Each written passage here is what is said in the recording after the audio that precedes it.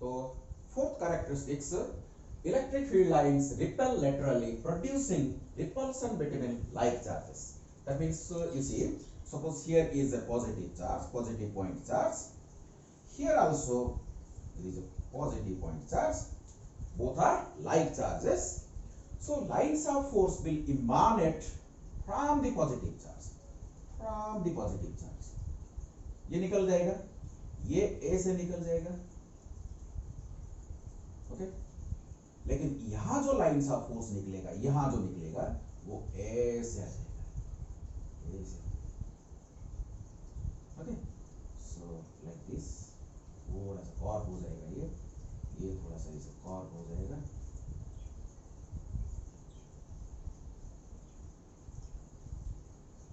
यहां से भी ऐसे,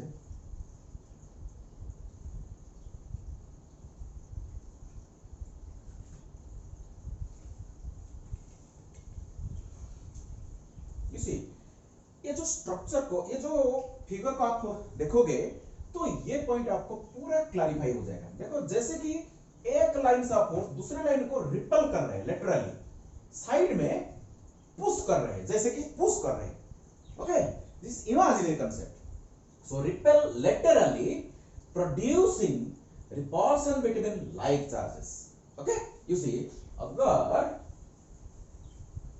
अगर यहां नेगेटिव चार्ज होगा, यहां एक नेगेटिव चार्ज होगा, तो lines of force terminate on negative charges. So ऐसे ही फिगर बनेगा, ऐसे ही फिगर बनेगा, लेकिन क्या होगा देखो, थोड़ा सा चेंज होगा, ऐसे ही होगा, ऐसे ही होगा,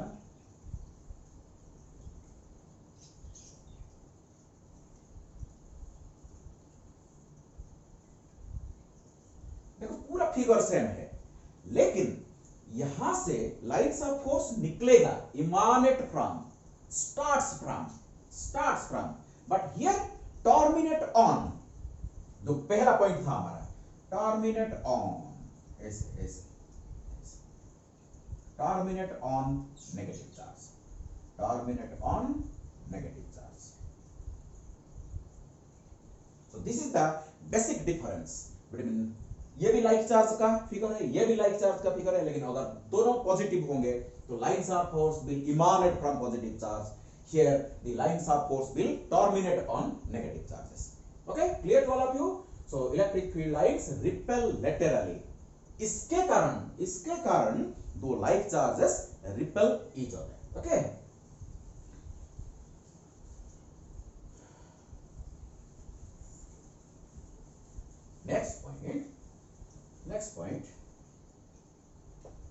Next point, electric field lines contract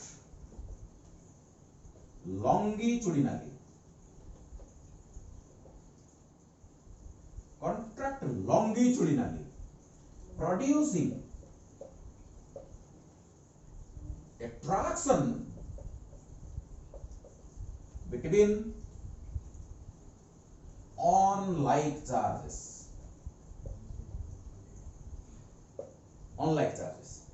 okay. Contract longitudinally, like, just like stretched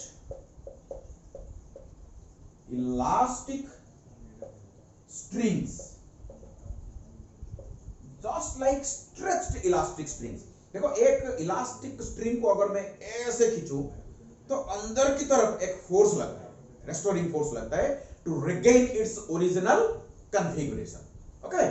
तो ऐसे यहां भी हो रहा है, देखो अगर यहां एक पॉजिटिव चार्ज है, यहां एक नेगेटिव पॉइंट चार्ज है, दोनों पॉइंट चार्ज है, तो पॉजिटिव चार्ज से लाइन्स ऑफ फोर्स निकलेगा, यहां ये कहां तक जाना चाहिए, अगर ये नहीं होगा, ये नेगेटिव चार्ज अगर नहीं होगा, ये electric field line will extend up to infinity, लेकिन यहां जब नेगेटिव चार्ज दिखेगा पास में, यहां टर्मिनेट हो जाएगा, यहां जाके टर्मिनेट हो जाएगा, ओके।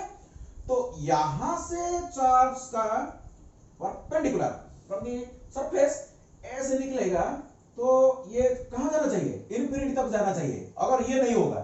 लेकिन अगर यहां नेगेटिव चार्ज है तो यहां आके ऐसे टर्मिनेट कर जाएगा, तो ऐसे ऐसे ऐसे, ओके, लाइक दिस।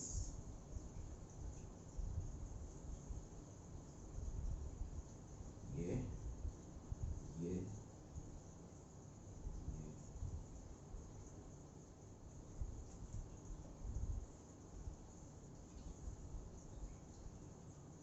यहां सब आके टर्मिनेट करेंगे, ये फिगर होगा। ऑनलाइन चार्ज है, कॉन्ट्रैक्ट लॉन्गिट्यूडिनली। ये जितने भी जो इलेक्ट्रिक फील्ड लाइंस है, जितने भी फील्ड लाइंस आप देख रहे हैं, ये स्ट्रेच्ड इलास्टिक स्ट्रिंग के तरह ये कॉन्ट्रैक्ट करने की कोशिश करेंगे। कॉन्ट्रैक्ट लॉन्गिट्यूडिनली, लॉन्गिट्यूडिनली कॉन्ट्रैक्ट करने की कोशिश करेंगे। इसीलिए ऑनलाइन चार्ज के बिटवीन क्या होता है, अट्रैक्शन बनता है, अट्रैक्शन होता है। So due to this characteristics they contract longitudinally, due to which there is attraction between unlike charges. Okay, so this is my 5 number point.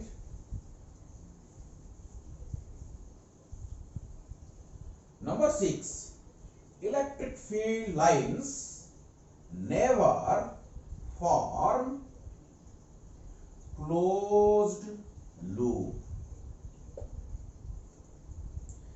Electric field line never form closed loop. Important point to be noted. क्योंकि suppose यहां एक positive point charge है, loop बनने के लिए यहां से lines of force निकलेगा, तब अगर ये घूम के इधर ही एंड होगा तब जाके क्लोज लूप बनेगा। लेकिन एक नंबर पॉइंट में, फर्स्ट पॉइंट में हम डिस्कशन कर चुके हैं, पॉजिटिव से निकलेगा, नेगेटिव से एंड होगा। अगर नेगेटिव नहीं है तो इन्फिनिटी में एंड होगा। तो देखो, तो ये तो इन्फिनाइट तक एक्सटेंड करेगा, तो कभी ये लूप बन पाएगा? इलेक्ट्रिक फील्ड लाइन कब लूप बन पाएगा? अगर जो चार्ज से लाइंस ऑफ फोर्स निकलता है उसी चार्ज से अगर एंड होता है तब जाके लूप बनता है, तब जगह लूप बन सकता है। लेकिन ये हो नहीं सकता। So electric field lines can never start from a charge and end on the same charge. That is why electric field lines never form closed loops. Closed loop कभी नहीं बनेगा। Number 7, electric field lines are or originate or starts from a conductor, that means charged conductor, a charged conductor, normal to its surface.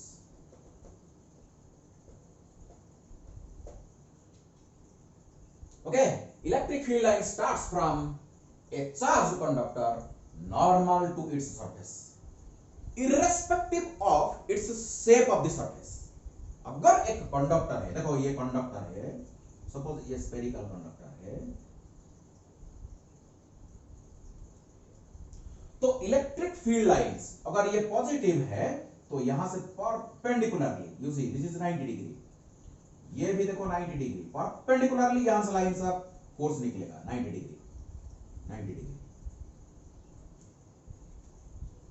So electric field lines always starts और emanate from this charged conductor perpendicular to the surface. क्यों? आगे हम discussion करेंगे। कोई भी charged conductor का shape कुछ भी हो, इसका सरफेस होता है इक्विपोटेंशियल सरफेस। इसके बारे में हम बाद में बात करेंगे जब पोटेंशियल का डिस्कशन होगा। लेकिन एक चार्ज्ड कंडक्टर का सरफेस क्या होता है? इक्विपोटेंशियल सरफेस होता है। सो इक्विपोटेंशियल, और भी मैं इसको 8 नंबर पॉइंट बना सकता हूं। Electric field lines are always perpendicular to equipotential surfaces. देखो और भी एक मैं पॉइंट बना देता हूं इधर। That means number 8, electric field lines are always perpendicular to the equipotential surface. लेकिन ये दो पॉइंट में काफी अंतर नहीं है, क्योंकि चार्ज्ड कंडक्टर का सरफेस इक्विपोटेंशियल सरफेस ही होता है, इरेस्पेक्टिव ऑफ इट्स शेप। देखो अगर इसका शेप ऐसे हो गया, अगर शेप इसका ऐसे हो गया, फिर भी electric field lines will start perpendicular to the surface, emanate perpendicular. यहां देखो परपेंडिकुलर होके निकल के आएगा, यहां से भी देखो परपेंडिकुलर होके निकल के आएगा, यहां से भी देखो परपेंडिकुलर होके निकलेगा, यहां से भी परपेंडिकुलर होके निकलेगा, यहां से भी देखो परपेंडिकुलर होके निकलेगा। जहां भी इलेक्ट्रिक फील्ड लाइंस इमानेट करेगा, स्टार्ट करेगा, तो perpendicular to the surface start करेगा। ओके, सो आप बोल सकते हैं सर इधर तो क्रॉस हो जाएगा, आप तो बोले थे हमको क्रॉस नहीं करेगा, electric field lines never intersect each other, आप बोले थे, तो ऐसे निकलेगा तो सर क्रॉस कर जाएगा। बिल्कुल नहीं क्रॉस करेगा। यहां क्या होगा, यहां क्या होगा, देखो they repel laterally, they repel laterally, so ऐसे बन जाएगा, ऐसे बन जाएगा, ऐसे बन जाएगा, इंटरसेक्ट नहीं करेगा। Two electric field line never intersect each other, keep in mind. Okay, intersect नहीं करेगा, यहां भी इंटरसेक्ट नहीं करेगा, ये अपना लाइन में जाएगा, ये अपने रास्ते में जाएगा, कोई भी इंटरसेक्ट नहीं करेगा। लेकिन जब निकलेगा, जब चार्ज कंडक्टर से या इक्विपोटेंशियल सरफेस से निकलेगा, तो ये क्या होगा, परपेंडिकुलर टू द सरफेस होगा। ठीक है, ओके, नंबर 8 पॉइंट। तो चलो नेक्स्ट पॉइंट को जाते हैं।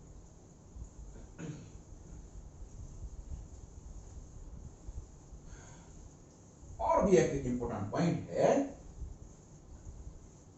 देखो डेफिनेशन में लिखा हुआ है डायरेक्शन के बारे में, डायरेक्शन के बारे में लिखा हुआ है, ई का डायरेक्शन के बारे में लिखा हुआ है। दैट मींस अगर एक इलेक्ट्रिक फील्ड लाइन है, अगर इलेक्ट्रिक फील्ड लाइन है, यहां मैं एक टैंजेंट बना दूं, तो मेरे को क्या मिलेगा, इलेक्ट्रिक फील्ड इंटेंसिटी का डायरेक्शन मिलेगा। तो आपके मन में एक प्रश्न उठ सकता है, सर ये जो इलेक्ट्रिक फील्ड लाइन के कॉन्सेप्ट के थ्रू क्या हम मैग्नीट्यूड निकाल सकते हैं sir? Yes, yes. See suppose this is the field,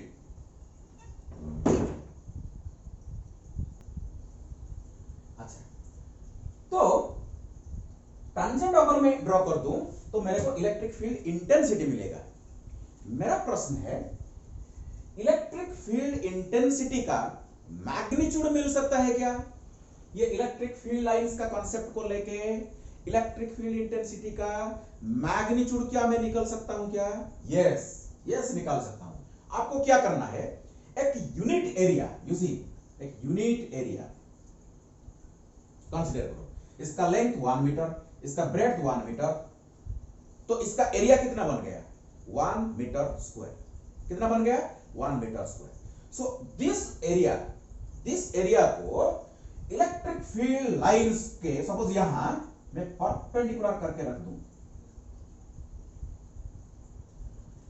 ये एरिया को आप ऐसे रखना है जैसे कि ये जो फील्ड लाइन इसको परपेंडिकुलर बन जाए, लाइंस ऑफ फोर्स ऐसे परपेंडिकुलर हो जाना चाहिए, परपेंडिकुलर हो जाना चाहिए। और अभी आपको काउंट करना है, अभी आपको काउंट करना है कितना इलेक्ट्रिक लाइंस ऑफ फोर्स इस यूनिट एरिया के देके पास कर रहा है। How many electric field lines are linked with, that means are passing through this unit area perpendicular to this area. Count करो, 1 2 3 4 5, तो 5 हो गया with unit, 5 units with unit. Okay, so 5 unit Newton per meter, so Newton per coulomb, 5 Newton per coulomb, E vector का ये magnitude बन गया। मैं एक एग्जांपल आपको दे रहा हूं, अगर इस यूनिट एरिया के थ्रू अगर 10 लाइन पास कर रहा है, 10 लाइन पास कर रहा है, तो E का मैग्नीट्यूड 10 न्यूटन पर कूलम बन जाएगा। Clear to all of you?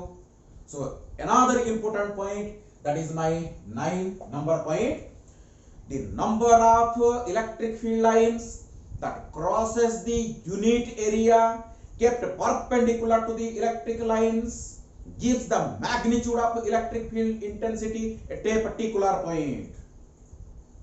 Clear to all of you?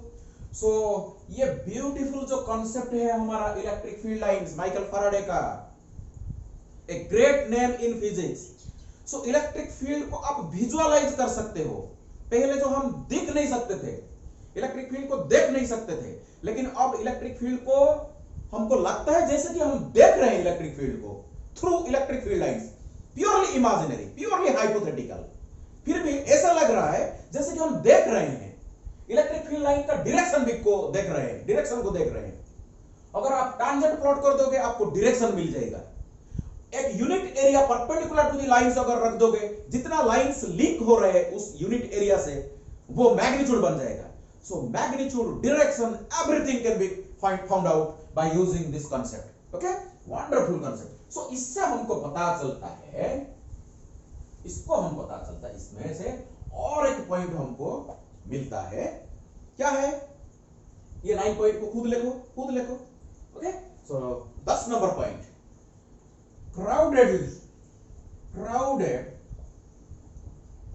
electric field lines represent strong field.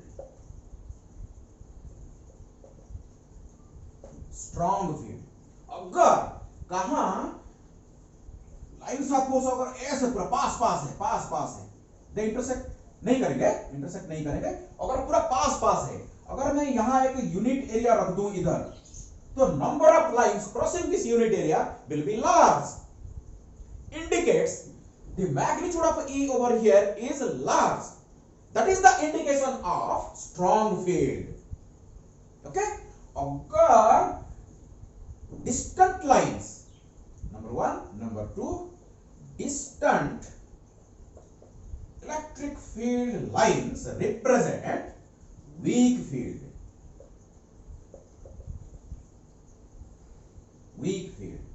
यानी अगर लाइन्स कोई फील्ड में लाइन्स ऑफ फोर्स अगर ऐसे है, वही यूनिट एरिया को perpendicular to the lines of force अगर हम रख देंगे, तो the number of electric field lines linked with this area passing through this area decreases, is less, कम हो जाएगा. सो इसीलिए हम बोल सकते हैं यहां मैग्नीट्यूड कम है. That means field is weak. So important point which is the conclusion of 9 number point. 9 number point से ये निकल कर आ रहा है, क्राउडेड लाइंस, अगर लाइंस ऑफ फोर्स बहुत है एक जगह में, that means that is the representation of strong field, that indicates the field is strong, the magnitude of electric field is large. Okay, अगर कहां electric field lines are far apart, that means they are distant apart. Okay, छोड़ के है line, देखो अभी इधर, तो that is the indication of weak field. So next point, see, suppose you see electric field lines अगर ऐसा है,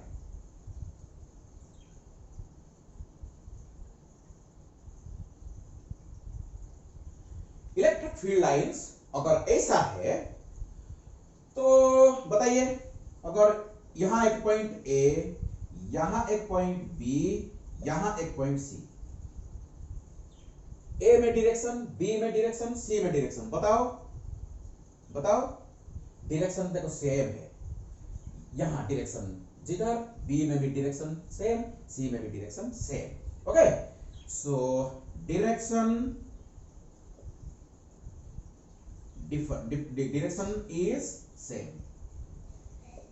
is same over here, but what about magnitude?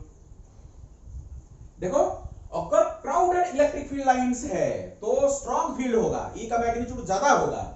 Distant electric field lines होगा तो वीक फील्ड होगा, that means E का magnitude कम होगा. देखो A में फील्ड लाइंस देखो बहुत स्पेस्ड है, पार्ट है, ये स्पेस देखो बहुत है. B में देखो स्पेस कम हो गया, C में देखो और क्राउडेड हो गया. That means electric field intensity at A is less than electric field intensity at B is less than at electric field intensity at C. ये तो देखो मैग्नीट्यूड यहां क्राउडेड है, इसीलिए इसका E का मैग्नीट्यूड यहां ज्यादा है, इससे कम इधर है, सबसे कम इधर है. So magnitude is different. Magnitude is different. So you can say this is the representation of a non-uniform field. क्या है ये? Non-uniform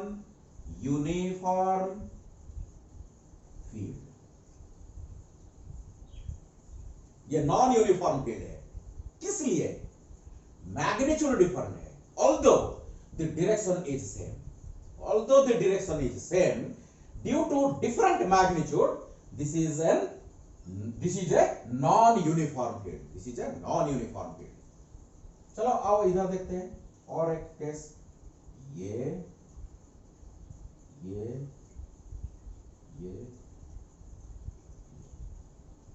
suppose this is the representation of a field due to some charge distribution. Okay, you see equal spaced है. तो यहां क्या same है? Magnitude same.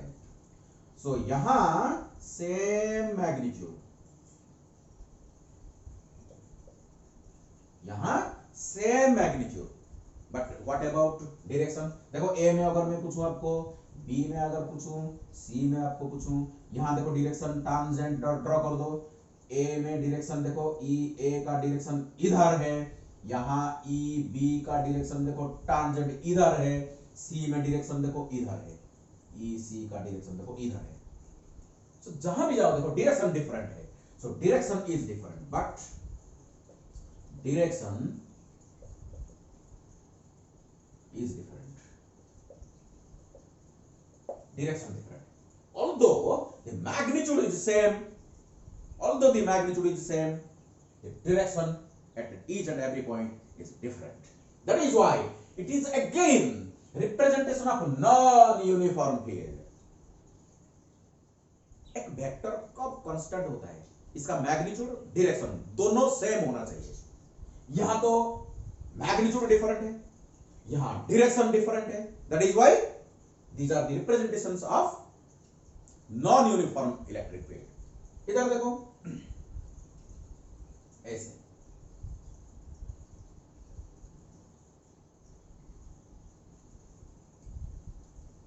अगर मेरा पॉइंट इधर A है, इधर सपोज B है, इधर सपोज C है, यहां देखो both magnitude and direction are different. Both magnitude and direction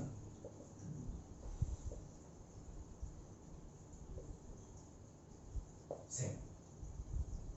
magnitude भी अलग है, डायरेक्शन भी अलग है. देखो यहां डायरेक्शन किधर है? देखो ये टांजेंट ड्रॉ कर दो, इधर डायरेक्शन है ई का, इधर देखो डायरेक्शन यहां है, इधर ड्रॉ कर दो टांजेंट इधर है. So direction different.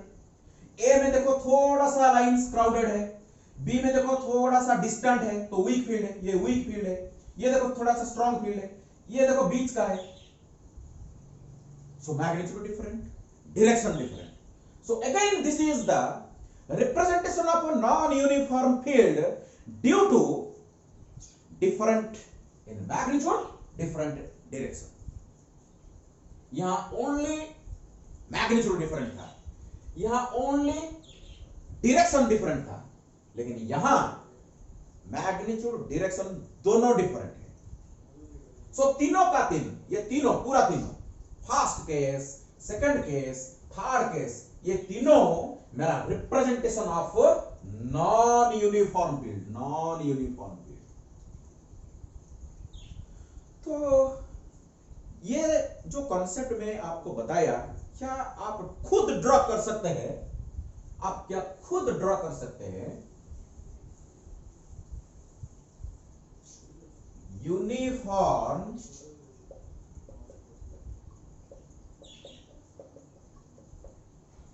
Uniform field का इलेक्ट्रिक फील्ड लाइंस का रिप्रेजेंटेशन ग्राफिकली इसको आप प्लॉट कर सकते हैं। यूनिफॉर्म फील्ड का ग्राफिकल रिप्रेजेंटेशन आप ड्रॉ कर सकते हैं क्या? इसको देखो, यहां मैग्नीट्यूड डिफरेंट था, यहां डायरेक्शन डिफरेंट है, यहां मैग्नीट्यूड डायरेक्शन डिफरेंट है। आपको क्या करना है अभी? Uniform field, that means at each and every point the magnitude as well as direction should be same. तो क्या करना है आपको? बताइए क्या करना है? Equidistant parallel lines, equidistant parallel lines. देखो ये आपका यूनिफॉर्म फील्ड बन गया। देखो equal space, that means magnitude of electric field intensity at each and every point. Suppose here A, here suppose A, here suppose B, here suppose C. कोई भी point लो, यहां D लो, यहां E लो, कोई भी point ले लो। देखो डायरेक्शन पूरा same है, डायरेक्शन सेम है eight each and every point. Magnitude भी इक्वल स्पेस थे, देखो इक्वल स्पेस थे, तो मैग्नीट्यूड भी सेम बन गया। अगर हर पॉइंट में फील्ड का magnitude is same, so magnitude same, direction also same. So this is the representation of your uniform electric field. Equidistant parallel lines, equidistant parallel lines represent uniform field. So these are some characteristics of electric field lines. So इसको लेके, इस concept को, अभी तो शुरू हुआ, ये तो शुरुआत है, इस कंसेप्ट को लेके हम आगे बढ़ेंगे और गॉस लॉ को समझेंगे। जो गॉस लॉ है हमारा ऐसा एक लॉ है which is a wonderful tool in the hands of scientists to find out electric field intensity due to some symmetric charge distributions. Okay? So इस गॉस लॉ को समझने के लिए हमको पहले इलेक्ट्रिक फ्लक्स को समझना पड़ेगा और इसके बाद गॉस लॉ पढ़ेंगे। गॉस लॉ के बाद इसका बहुत सारा एप्लीकेशंस लेंगे और इसके रिलेटेड बहुत सारा प्रॉब्लम हम सॉल्व करेंगे। पहले मैं बता रहा हूं, ये जो सेक्शन हम अभी डील कर रहे हैं, तो हम पढ़ रहे हैं, यहां से डायरेक्टली क्वेश्चंस आ जाते हैं। मैं जितना पॉइंट्स आपको यहां बताया, इसमें से नीट में डायरेक्टली क्वेश्चंस आते हैं। पिछले जब आगे हम प्रॉब्लम सॉल्व करेंगे, इसके बारे में हम डिस्कशन करेंगे। Thank you.